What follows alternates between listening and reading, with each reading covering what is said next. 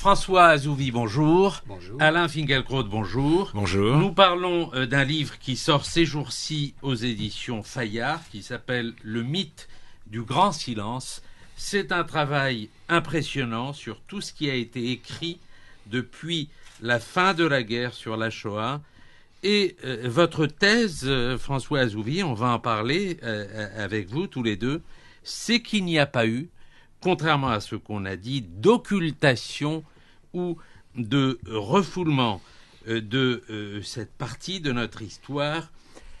Je voudrais commencer par vous demander, est-ce qu'il n'y a pas eu, pour reprendre l'idée d'une historienne israélienne, une différence entre ce qu'elle appelle knowing, savoir, et being aware, être conscient? Est-ce qu'il n'y a pas une distinction à faire entre ces deux choses? François Azouvi. Certainement. Je pense que la distinction est valide. Je pense qu'elle est probablement plus valide encore quand il s'agit de la guerre, de la période de la guerre elle-même où on savait sans savoir. Au moment de la libération, et a fortiori dans les années qui suivent, je pense que la distinction tend à s'atténuer, à disparaître progressivement. Mais nul doute que dans les premiers mois de la libération, cette distinction a encore cours pour certains. Mais ce qui me frappe, et vous y faisiez allusion tout à l'heure, ce qui me frappe, c'est tout de même la précocité de quelque chose qui ressemble déjà à un savoir. Et alors, l'hypothèse que je fais, c'est qu'au fond, cette espèce de demi-savoir qui avait été accumulé pendant la guerre, parce qu'après tout, on savait déjà beaucoup de choses, enfin beaucoup d'informations avaient circulé, cette espèce de demi-savoir, donc, parvient à maturité, éclot en quelque sorte, et éclot assez soudainement au moment de la libération. C'est là, je pense, que le passage à l'acte, si vous voulez, de ce savoir qui était encore indisponible, se fait. Alain Finkielkraut. Alors j'ai été très impressionné comme vous par le travail de François Azouvi. Je m'y reconnais, si je puis dire, pour l'essentiel. Cependant, il me semble que la thèse d'une occultation de la spécificité de l'extermination peut être soutenue jusqu'à un certain point, et je dirais jusqu'à une certaine date. C'est de cela que je voudrais parler d'abord, en donnant deux exemples, l'un italien, l'autre français. Primo Levi. Tout le monde sait qui est Primo Levi aujourd'hui. Mais Primo Levi fait partie de ces rescapés tourmentés par le désir de parler. On disait, c'était le grand silence des survivants. Lui, c'est le contraire.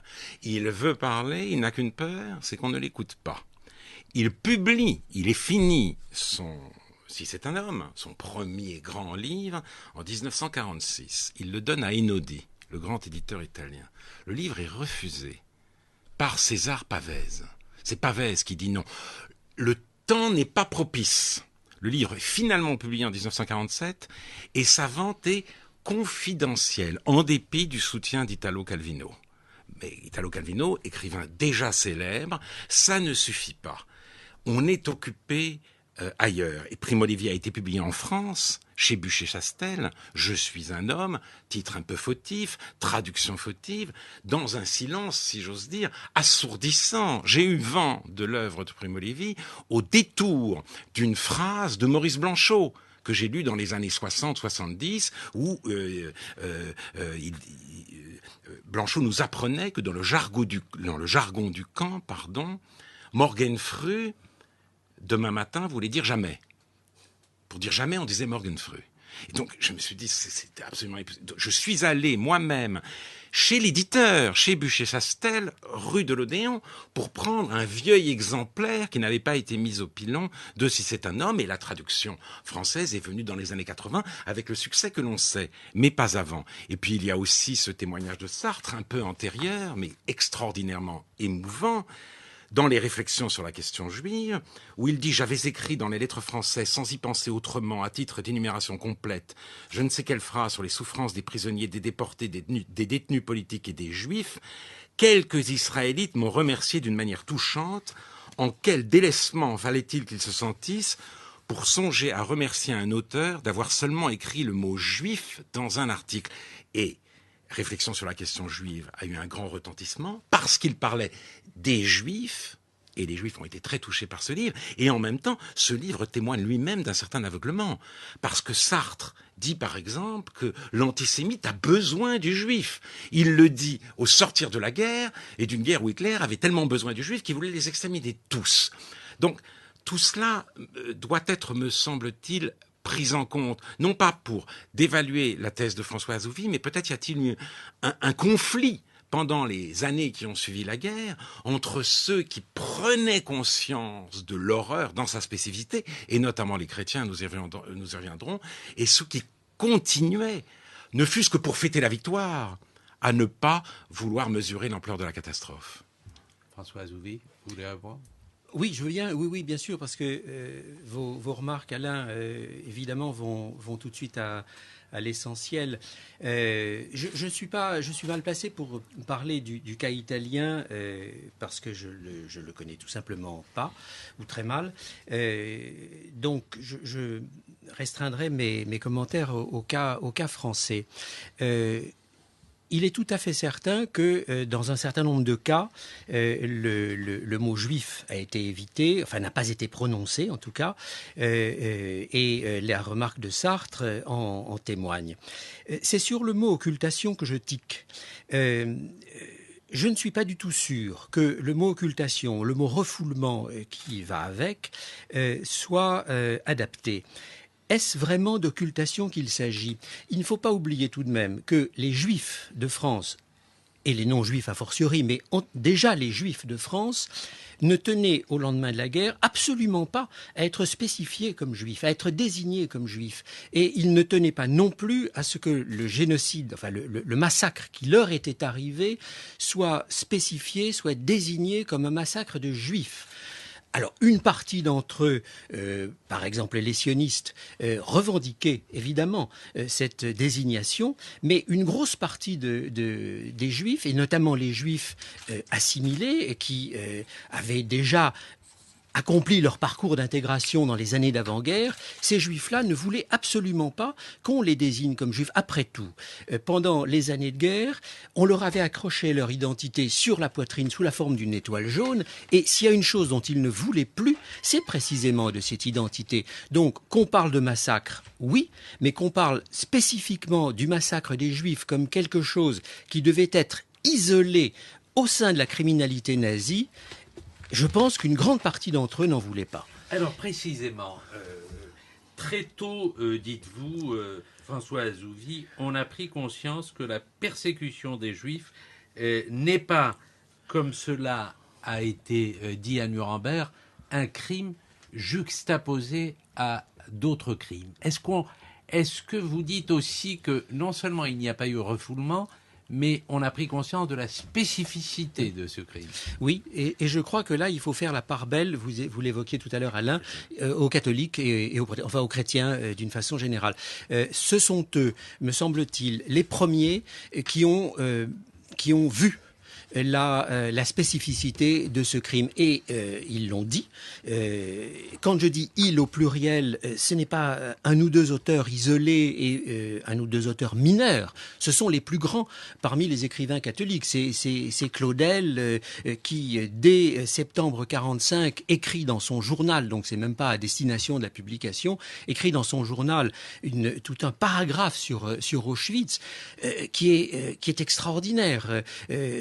On voit que l'horreur le saisit à la gorge, littéralement. Il respire l'odeur de ce crime, et cette odeur ne va pas cesser de le traquer jusqu'à la fin de sa vie. Donc c'est septembre 1945, vous voyez à quel point c'est précoce. Et dès avant cette date, plusieurs auteurs, qu'il s'agisse de Maritain, qu'il s'agisse de Gabriel Marcel, qu'il s'agisse de Madol, qu'il s'agisse de plusieurs autres, de Stanislas Fumé, de plusieurs autres, plusieurs d'entre eux donc perçoivent, comprennent la spécificité du crime. Et je crois qu'il faut d'emblée donner la raison de cette précocité, c'est qu'il dispose des outils théologiques pour penser cette spécificité.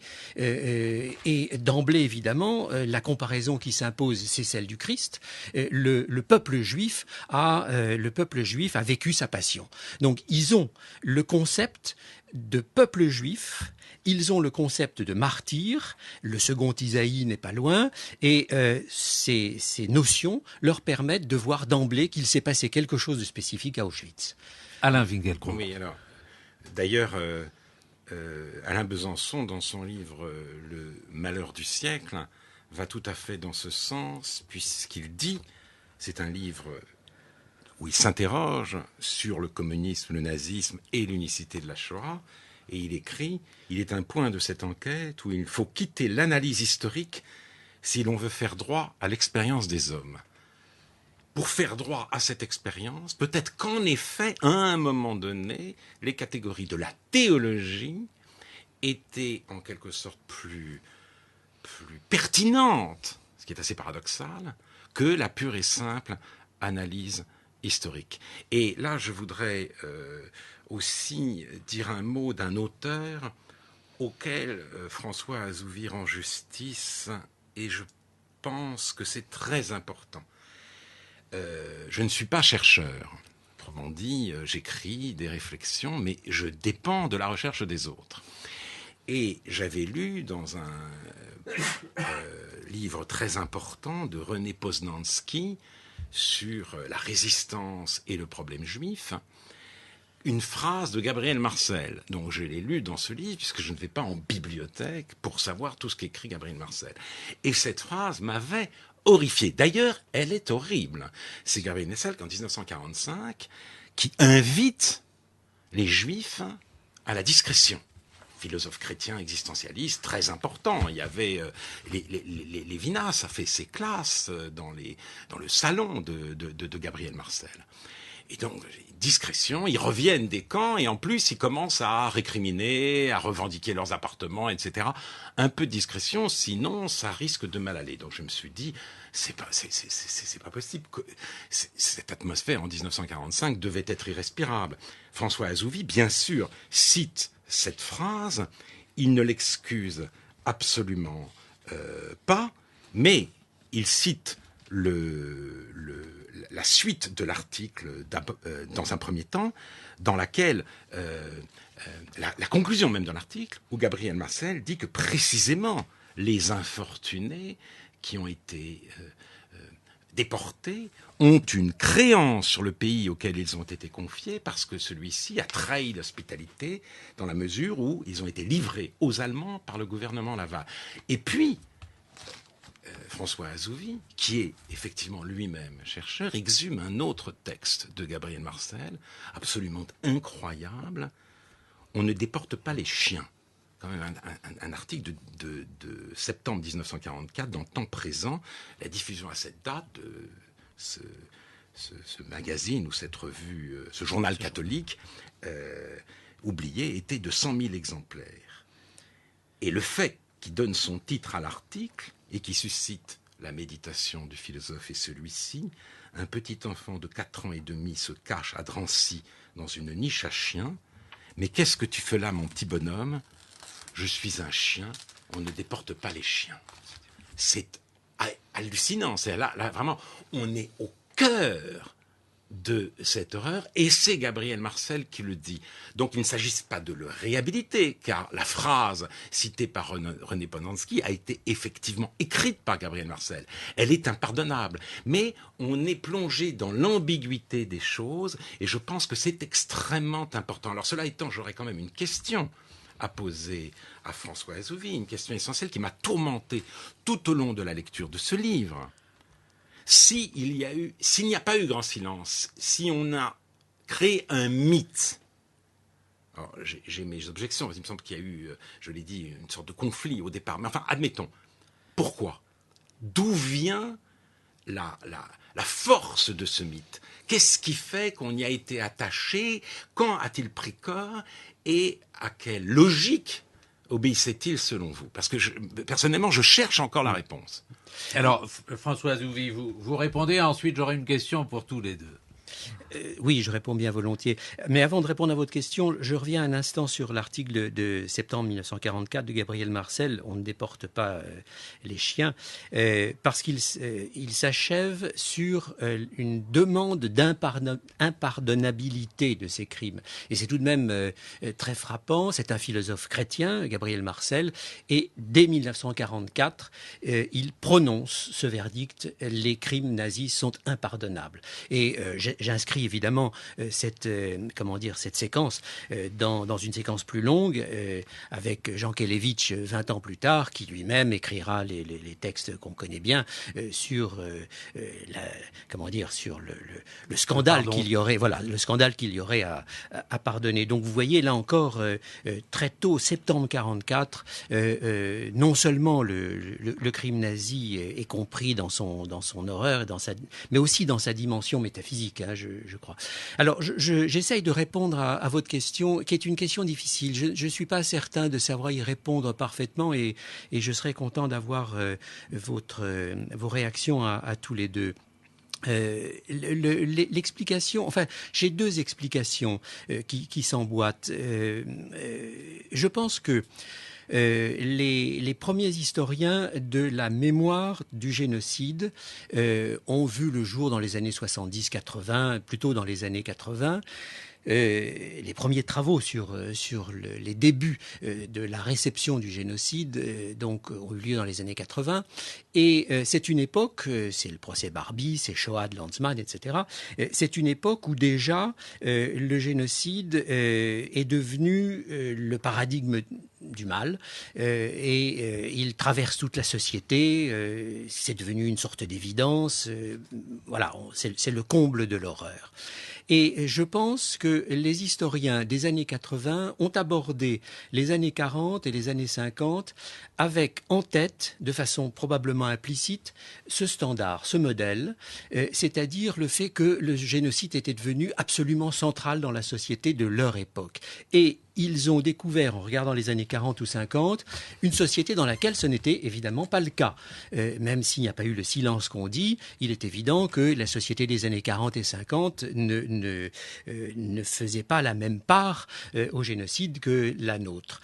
Donc, se trouvant devant une société qui était immédiatement contemporaine de l'événement et qui ne lui faisait pas cette part, ils ont eu une impression de silence. Ils se sont dit: on n'en a pas parlé. Ils ont été frappés, si vous voulez, par les plages de silence, alors que moi, j'ai cherché au contraire à ressusciter les plages de parole.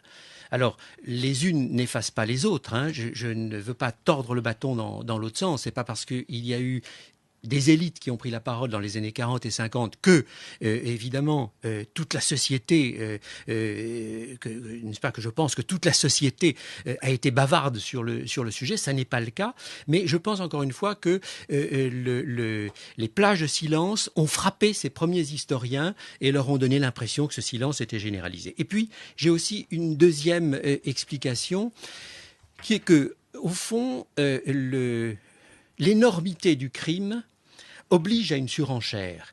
Et quand on commence à prendre la mesure de l'énormité du crime, à quelque moment que ce soit, et même dans les années 40, même en 45, quand on prend la mesure de l'énormité du crime, on a toujours le sentiment que ce n'est pas assez, qu'on n'en parle pas assez, qu'on n'en parlera jamais assez. D'où cette tentation, je dirais, de dire « personne n'en parle ». Alors qu'au moment même où on prononce cette phrase « personne n'en parle », le locuteur en parle. Et on a ça non seulement dans les années 80, mais dès les années 40.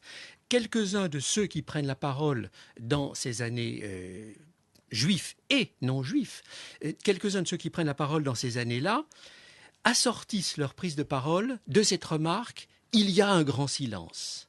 Alors je pense que ce grand silence est pour une part une construction due à cette espèce d'effroi, si vous voulez, devant l'énormité du crime. Et il est animé par cette conviction que jamais on en fera assez. Alors, précisément, j'aimerais votre point de vue, parce que vous dites on a pris la mesure de l'énormité du crime très tôt. Vous dites quand même qu'il faut dissocier la commémoration de l'événement, qui est intervenue effectivement beaucoup plus tôt qu'on ne le dit, et la déclaration de responsabilité de l'État, qui a été pour le coup beaucoup plus tardive. Il a fallu attendre Jacques Chirac et ensuite François Hollande. Mais est-ce que le silence, je pose la question à Alain Finkielkraut, est-ce que le silence sur les responsabilités de l'État n'a pas entamé la manière dont on a parlé, dont on en a parlé? Sans doute. D'ailleurs, il y a deux événements relevés par François Azouvi dans son livre et dont l'espèce de juxtaposition donne infiniment à penser. Le général de Gaulle, ça va même au-delà de la question des responsabilités de l'État, ça va la question de ce qu'il faut faire des criminels. Le général de Gaulle, en 1962, fidèle, dit François Azouvi, à sa ligne de rapprochement avec l'Allemagne fédérale, fait libérer Karl Auberg, chef de la SS et de la police pour la France, chargé de la lutte contre la résistance et responsable de la question juive, ainsi que son assistant, Helmut Knochen, chef de la police de sûreté et du service de sécurité. Nous sommes en 1962. Bon, j'étais très jeune à l'époque, mais je ne suis pas sûr que cela ait fait scandale. Et vous vous rendez compte, c'était, pardonnez-moi la vulgarité de l'expression, de très très gros poissons, tout de même. Ils sont libérés. En 1971, c'est-à-dire à peine 10 ans plus tard, Georges Pompidou est au pouvoir et il veut gracier Touvier. Au nom d'ailleurs d'une logique qui est celle qui préside à tous les lendemains de guerre civile, la logique de l'amnistie. Il faut dépasser nos querelles, nos désaccords. Il faut tourner la page.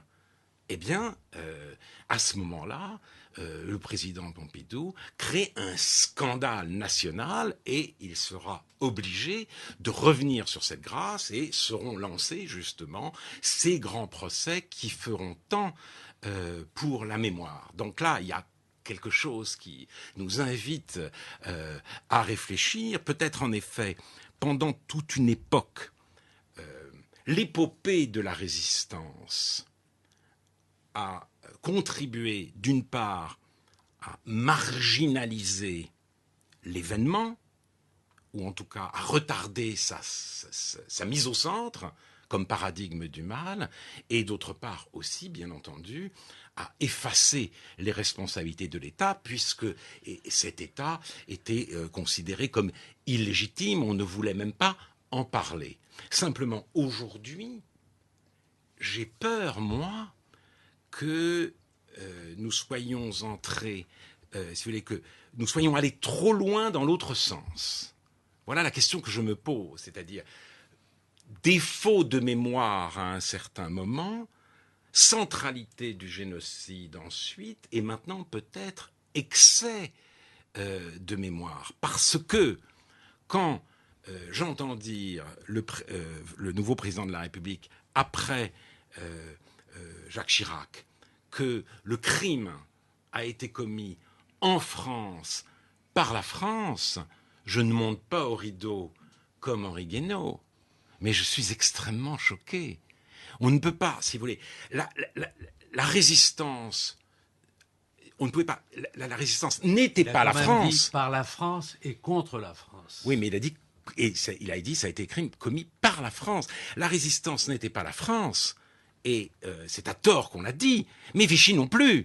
La France était vraiment coupée en deux, et il fallait, à mon avis, respecter, si j'ose dire, cette confrontation, cette béance. On ne peut pas aujourd'hui, sous prétexte de la centralité de la Shoah, faire l'impasse sur la France libre et sur le discours du 18 juin. Ce n'était pas tout à fait l'intention, bien entendu, de François Hollande, ni celle de Jacques Chirac, mais incriminer la France à ce point au nom de la mémoire, c'est un peu tordre l'histoire dans l'autre sens. Et on ne peut pas non plus faire l'impasse sur la pression des Allemands. Parce qu'il y a ce que vous dites, bien sûr, la France est coupée en deux, mais il y a quand même derrière, la France n'est pas autonome, il y a quand même la pression des Allemands. Donc je souscris complètement à votre inquiétude. Mais pour revenir sur vos remarques du début, sur les amnisties de 1962, et sur ce que vous disiez tout à l'heure, Shlomo Malka, il est sûr que dans cette histoire, c'est l'instance politique, l'instance du pouvoir, l'instance de l'État qui est la plus retardataire. C'est évident. Et il est certain que la société civile est très en avance, sans même parler des élites, mais la société civile est très en avance sur l'État. 1962, c'est donc le moment où De Gaulle gracie les sinistres personnages que vous avez cités tout à l'heure. C'est aussi un an après le procès Eichmann. Ça intervient un an après la diffusion sur la télévision, à la télévision ou au cinéma, je ne sais plus, au cinéma je crois, du Temps du ghetto de Frédéric Rossif, qui est un événement considérable, et ça intervient après une décennie, celle des années 50, où les romans à succès se sont multipliés sur le génocide, et il y a eu, par exemple, entre 59 et 60, il y a eu successivement Le Dernier des Justes, prix Goncourt, mais il y a eu aussi Exodus et quantité d'autres romans et films et pièces de théâtre dans lesquels, au fond, le génocide a été présenté à la société civile. Oui, alors il y a effectivement, je vais vous redonner la parole là-dessus parce que il y a le succès du livre d'Anne Frank, mais il y a aussi parallèlement le succès d'Exodus de Léon Uris, et c'est en même temps autre chose. Exodus, c'est l'épopée de la naissance de l'État d'Israël. Il y a un rapprochement entre ces deux livres. Alain Finkielkraut. Et oui, et je crois que c'est très important, justement, de ne pas perdre la mémoire de la mémoire, si j'ose dire. François Lazouvi disait, la société civile est en avance sur l'État, mais justement, la société civile est nourrie d'une certaine littérature. On a tendance à dire aujourd'hui que l'État, à mesure de la disparition des témoins, la littérature prend le relais. C'est un lieu commun de l'époque. Là encore, une certaine amnésie préside à ce diagnostic.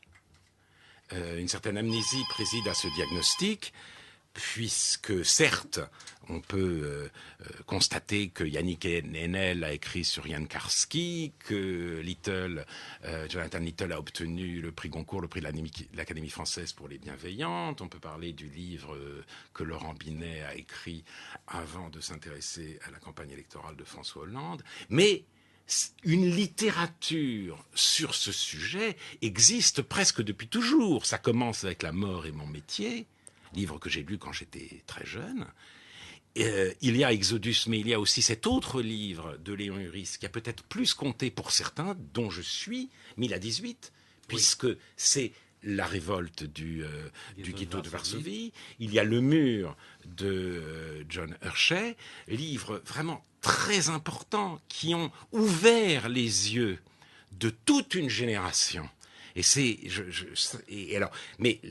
là d'ailleurs qu'on voit toute la différence. La littérature actuelle sur la Shoah, comme on dit depuis peu, est sans doute plus sophistiquée, mais je ne suis pas sûr qu'elle soit plus juste, parce qu'elle nous entretient déjà d'autres choses.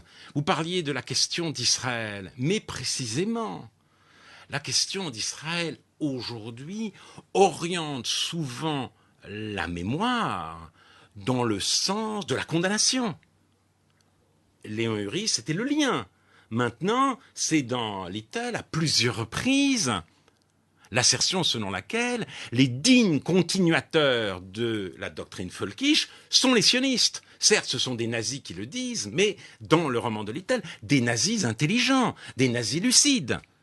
Karski, selon Yannick Enel, est là pour faire le procès de l'Amérique. Le procès de Nuremberg est un mauvais procès puisque l'Amérique aurait dû siéger au banc des accusés. Donc il y a, si vous voulez, une sorte de... Ce qui est caractéristique de l'époque, c'est la force d'une idéologie qui, en quelque sorte, a tendance à se retourner soit contre les victimes, soit contre les vainqueurs. Et, si vous voulez, à tout prendre, je préfère la littérature moins sophistiquée des années 60 à celle d'aujourd'hui. Et cela nous amène à nous interroger, justement, sur le statut actuel de la mémoire. Il y a centralité de la Shoah, c'est vrai, mais cela donne quoi? Cela donne chez certains, eh bien, les Juifs se comportent comme des nazis, ou chez d'autres, on va jusqu'à inverser le raisonnement et dire les nazis se comportent comme des Juifs. Autrement dit, le modèle biblique du génocide, c'est la Bible. Et qui l'a écrit de manière très très insistante? C'est Jean Solaire, dans La violence monothéiste, livre absolument terrible, puisqu'il nous explique que le nazisme n'est pas un mouvement païen, c'est un mouvement bibliste, et que finalement, la logique du tout ou rien qui s'est emparé de Hitler quand il a décidé d'exterminer une fois pour toutes les Juifs, c'est la logique de Jéricho. Et vous savez quel succès a voulu faire à Jean Solaire l'article fracassant de Michel Onfray dans Le Point il y a quelques semaines. Donc là, nous voyons se déployer devant nous une pathologie de la mémoire qui nous éloigne du paradigme mémoire-occultation, mémoire-oubli. Non, pas du tout. C'est pas ça, et c'est beaucoup plus inquiétant. Alors, je ne sais pas si vous souhaitez répondre ou si je relance. Alors. Je dis peut-être deux mots. Je partage, Alain, votre jugement sur cette littérature. Je trouve, enfin, pour paraphraser Julien Gracq, c'est une littérature à l'estomac. C'est une littérature d'esbrouf. Et ce qui est en effet frappant dans les romans des années 50 et des années 60, c'est que l'auteur ne se met jamais au premier plan. Vous parliez par exemple du livre de John Hersey, La Muraille, qui est écrit à l'os, sans pathos et avec une volonté tout à fait délibérée de s'effacer, puisque l'auteur présente son livre comme étant écrit par celui qui a tenu le ghetto de Varsovie et qui en a tenu les archives. Mais c'est pas le seul cas. Je suis frappé par exemple du prix Goncourt de 1953 qui est complètement oublié aujourd'hui, qui s'appelle Le temps des morts de Pierre Gascard. Pierre Gascard n'est pas juif, il était journaliste au Figaro. Non. Je ne crois pas. Non, j'ai un trou. Mais bon, bref. Et il a écrit, il était prisonnier et dans un camp lointain à l'est, et il a vu pendant son internement des convois de déportés. Il a vu des Juifs déportés et il en a tiré un récit absolument bouleversant que je vous invite et j'invite vos auditeurs à lire toutes affaires cessantes. C'est un petit texte de 150 pages peut-être, qui est absolument admirable, qui est plein d'une émotion retenue, d'une capacité d'empathie extraordinaire. Bon, ça c'est un prix Goncourt 1953. 1955, c'est Les eaux mêlées de Roger Icor, où le génocide est croisé. Et puis 1959, de nouveau un prix Goncourt avec le Dernier des Justes. Et puis 1962, encore un prix Goncourt à Anna Langfuss. Enfin, vous voyez, sur une petite dizaine d'années, ce sont plusieurs prix Goncourt qui récompensent des livres qui concernent de près ou de loin le génocide. Donc il y a en effet une efflorescence romanesque, et on a un peu le sentiment que cette prise de parole par les romanciers tient lieu de la prise de parole de la société civile qui est encore muette, il faut bien le dire. Mais elle est muette, mais elle n'est pas sourde. Elle entend ce qui est dit dans ses livres. Alors, il y a un aspect aussi de réflexion philosophique puisque on reparcourt, grâce à vous, François Azouvi, les œuvres de Hannah Arendt, de Karl Jaspers, de David Roussel, de Robert Antelme et de tous ceux qui, très tôt, ont réfléchi à la question du mal avec cette question que vous formulez: est-ce qu'il y a une seule espèce humaine ou est-ce que les crimes nazis ont changé la nature de l'homme? Et ce débat reste ouvert au fond. Bien sûr. Oui, c'est une question que vous me posez? Oui, à tous les deux. Alors moi, je ne sais pas répondre à cette question, mais je sais gré à François Azouvi d'avoir cité un auteur négligé aujourd'hui, et qui je crois est très important à beaucoup de titres, qui est Max Picard, un théologien protestant auquel Lévinas, dans Nom propre, consacre un très bel article, puisqu'il a réfléchi sur le visage, il a réfléchi sur beaucoup de choses, sur la modernité, sur la technique, sur le silence. Oui. Il a écrit un livre sur le silence absolument admirable, et il a écrit aussi L'homme du néant, un livre qui mériterait absolument d'être republié aujourd'hui, qui devrait l'être, car c'est une méditation sur Hitler, d'une profondeur extraordinaire.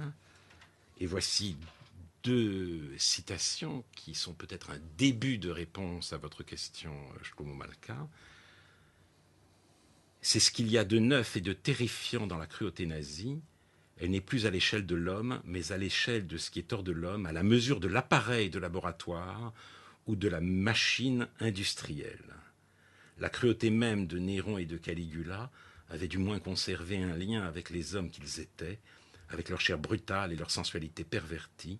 On reconnaissait encore dans les crimes les décombres de l'homme. Et puis cette autre phrase: dans le cas des atrocités nazies, l'homme a réalisé plus de mal qu'il n'y en a dans l'homme à l'état de disposition. Voilà. Et là vraiment, on est au cœur de cette énormité dont François Azouvi parlait tout à l'heure. Oui, je vous sais gré d'avoir cité cette phrase que je trouve absolument magnifique. Et on est au cœur du mystère. Je ne pense pas qu'il y ait de réponse à la question que vous posez. Mais ce qui est tout à fait instructif, c'est que la question se pose et qu'elle se pose si tôt entre deux contemporains dont l'un est un déporté en Telme et l'autre, Picard, répond de la façon que vous avez dite à l'instant. L'un dit en effet on ne change pas l'espèce humaine et l'autre dit avec Hannah Arendt les nazis l'ont changé et ils ont fabriquer plus de mal qu'il n'y en avait dans le cœur humain. Encore une fois, je ne sais pas répondre à cette question. Je pense même que c'est une aporie. Et je sais gré à l'époque 1945-47, je sais gré à l'époque de l'avoir formulée si tôt et de façon si pressante. On est là devant ce que les philosophes, à juste titre, je crois, appellent un mystère. Une toute dernière question, mais moi je ne connaissais pas ce sondage, et c'est un sondage au fond qui illustrerait très bien l'ensemble de votre livre et l'ensemble de votre thèse. Un sondage réalisé par l'IFOP en 1966. Savez-vous combien de Juifs ont été tués au cours des persécutions allemandes de la dernière guerre mondiale ?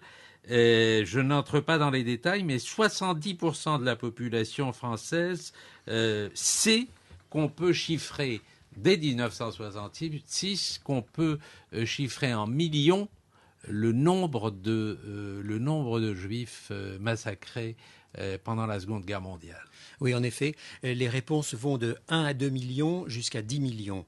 Mais en effet, il y a 70% de la population en 1966 qui sait ça. Moi, j'y vois la marque de cet extraordinaire travail d'acculturation qui s'est fait pendant 20 ans depuis la guerre et qui, encore une fois, s'est fait par les élites, par les romanciers, par les cinéastes dont on n'a pas parlé, mais dont il faudrait parler. Ce sondage m'intéresse d'autant plus qu'il est antérieur à la guerre des 6 jours, dont on dit volontiers qu'elle a créé le sentiment juif, qu'elle a créé, n'est-ce pas, qu'elle a réveillé des consciences endormies, etc. Moi, je crois que ces consciences ne dormaient pas du tout, qu'elles étaient prêtes. Alors évidemment, la guerre des 6 jours a été le déclencheur, mais les consciences étaient prêtes. Et ce sondage montre que le savoir existait. Alain Finkielkraut. Oui, je ne peux que confirmer ce que dit François Azouvi, mais je vais même aller plus loin. Il y a quelque temps déjà que je suis frappé lorsque je vais dans une librairie, donc ça remonte même aux années 80, par la proportion gigantesque dans le rayon histoire des livres sur la Deuxième Guerre mondiale et des livres sur le génocide. Et quand vous voyez les programmes d'Arte, vous êtes très frappé par ça. C'est-à-dire que c'est une chaîne culturelle qui devrait parler de l'histoire de l'Europe. Et Dieu sait si cette histoire est riche. Il y a eu des pays... on sait... Eh bien, la Shoah, si j'ose dire, excusez-moi de cette expression un peu brutale, se taille la part du lion.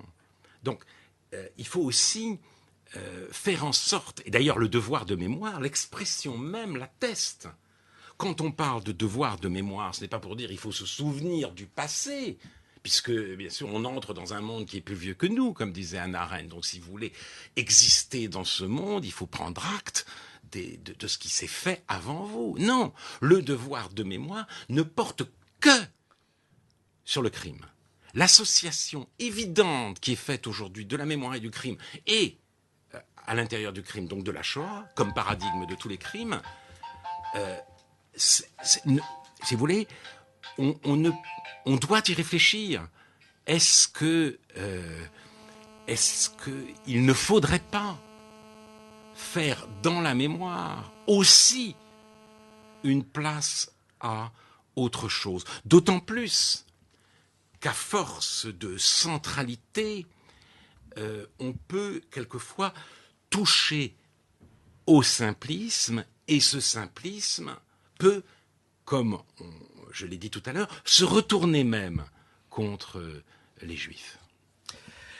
Merci Alain Finkielkraut, merci François Azouvi. Et je rappelle donc le titre de ce livre, qui est un livre important, vous l'aurez compris, Le mythe du grand silence, qui paraît aux éditions Fayard.